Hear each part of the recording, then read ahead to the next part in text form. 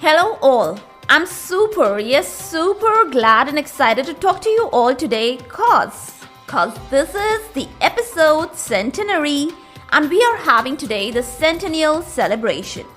Today's special talk is all about acetylcholine. Welcome all to IS Pharmacology Difficult Podcast. I'm your host Dr. Radhika Vijay, MBBS MD Pharmacology, and this is the audio hub to get the best simplified basic tips, strategies, methods, and lots of ideas to learn better, understand better, and make your concepts crystal clear. If you really find and if there's a question hovering in your minds, is pharmacology difficult? Lend me your ears for a while and let in the magic of knowledge. Now, so far we have all known that acetylcholine is the most important neurotransmitter at almost all the sites, and to know its course in our body, we ought to know about its synthesis. Now, there are three compounds you have to understand, namely adenosine triphosphate, which is abbreviated as capital ATP. The second one is acetate. Then we have coenzyme A. All these three, they are activated together to form acetylcoenzyme A. Now, what is the whole process? First and foremost, choline is transported from the extracellular fluid into the cytoplasm via energy-dependent carrier system. It is uptaken with the help of sodium-choline cotransporter, and its further acetylation follows with the help of ATP and coenzyme A. All this reaction, it occurs in the presence of choline acetyltransferase, which catalyzes this whole reaction. And what do we get as an end product? We get acetylcholine, while the coenzyme A, it dissociates. I hope you understood till far. There's no problem. Let's go further. The acetylcholine formed, it is stored in the presynaptic vesicles with the aid of vesicle-associated transporter, which is abbreviated as capital VAT. Now, this process is active transport. Okay? Now, along with the acetylcholine, the vesicles, once they are matured, they also contain ATP and proteoglycan. You see, I just want to mark it here that co-transmission is almost a rule. It's not an exception. Hope you remember. We did co-transmission in our last episodes. Now what happens further? As and when the action potential it arrives by the voltage sensitive sodium channels at the end of the nerve, then what happens? The voltage sensitive sodium channels on the presynaptic membrane, they open. Now, once they open, the concentration of the calcium increases intracellularly. As the intracellular calcium concentration increases, it enhances the fusion of the vesicles with the membrane. The acetylcholine, it is released in small multiple quanta.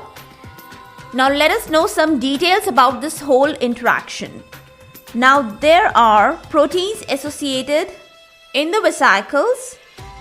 One of them is the synaptobrevin, and also there are proteins associated with the nerve membrane, and its name is syntaxin.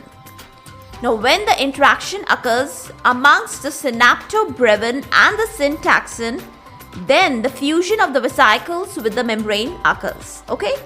So you got the essence of synaptobrevin and syntaxin proteins. Okay?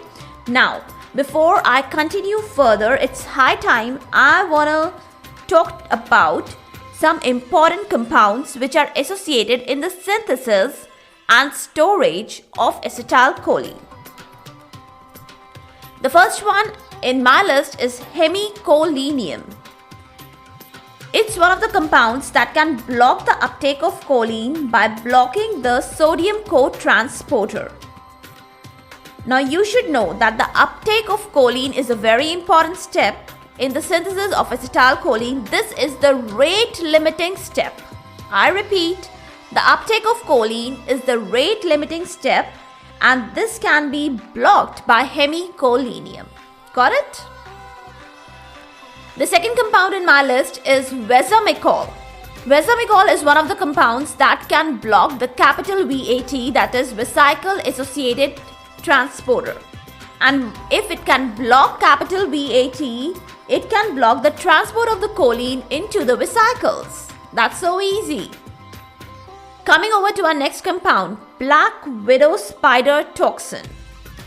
It can cause a wholesome release, a massive release of the acetylcholine, and then it promotes its depletion very, very quickly.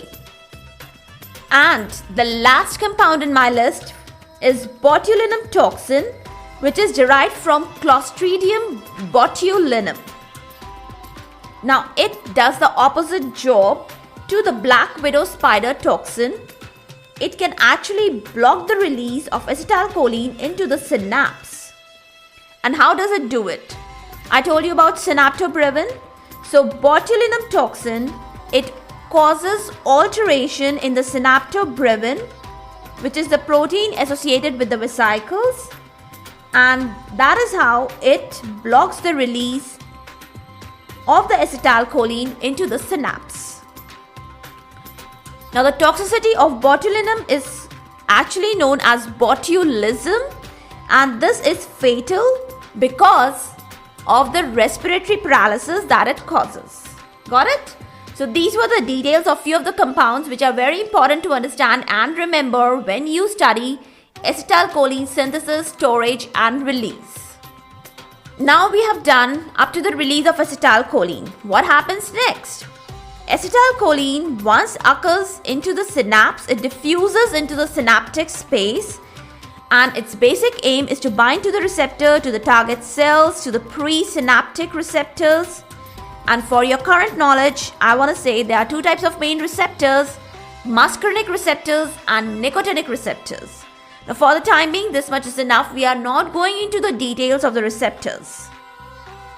All the details and the confabulations about the receptors will be discussed in the upcoming episodes.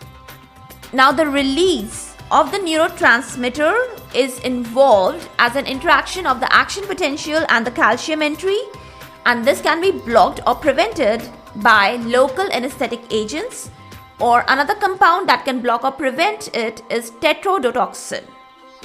All done up to the release and the action of the acetylcholine into the synapse. The last point is the degradation of the acetylcholine and the termination of the action of acetylcholine.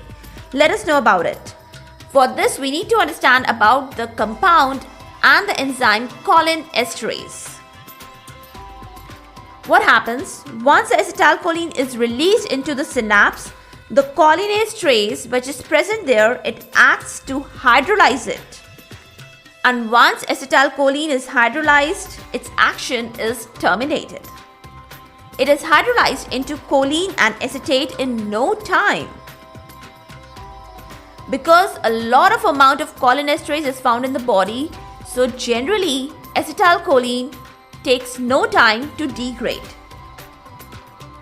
Now, the choline which we get as a degradation, it can be recycled by uptake via the high affinity system and converted back to acetylcholine. The vicious cycle continues. Since I told you there's a good amount of acetylcholine esterase, so the action of acetylcholine is generally transient in nature. Its use clinically is very, very insignificant. Finally, before I wind up today's topic, let's get to know about the types of cholinesterases. Yes, there are types of cholinesterases. The first one is the true cholinesterases and the second one is the pseudo-cholinesterases. The true is known as the acetylcholine esterases. What are its features? It is specific in action. The pseudo one is known as butyryl cholinesterases, and its important feature is that it is non-specific in action. Let's get to learn some more important points and differences amongst the two cholinesterases. Acetylcholine-esterases, which is found at the cholinergic sites in the grey matter, while butyryl cholinesterase is found in plasma, liver, intestine, and white matter. Acetylcholine-esterase causes a very speedy hydrolysis of acetylcholine, while butyryl cholinesterase takes a lot of time. It causes slow hydrolysis. Acetylcholine-esterase, it aims to terminate the action of acetylcholine. While what is the aim or the purpose of butyryl cholinesterase? A simple hydrolysis of the ingested esters. Nothing more. Now with these important differences, you know what we do? We hit a century today. Yes, we do. Hooray! Simply stupendous. All I can say that I'm highly grateful for the honor and the grace. A big shout out and a lot of thanksgiving to all the prestigious and the distinguished listeners all around the globe. I really pray that this event and this feeling centuplicate. Rejoicing the event, I just want to say don't miss my 100th episode special video on YouTube. It's a simple word of thanks from my end. For all the updates and latest episodes of my podcast, do visit www.ispharmacologydifficult.com, where you can also subscribe for a free monthly e-newsletter of mine. It actually contains a lot of updates about medical sciences, drug information updates, and my podcast updates also. You can follow me on different social media handles like Twitter, Insta, Facebook, and LinkedIn. They all are with the same name as Pharmacology Difficult. If you are listening for the first time, do subscribe and follow whatever platform you are consuming this episode. Stay tuned. Do rate and review on iTunes, Apple Podcast. Stay safe, stay happy, stay enlightened. Thank you.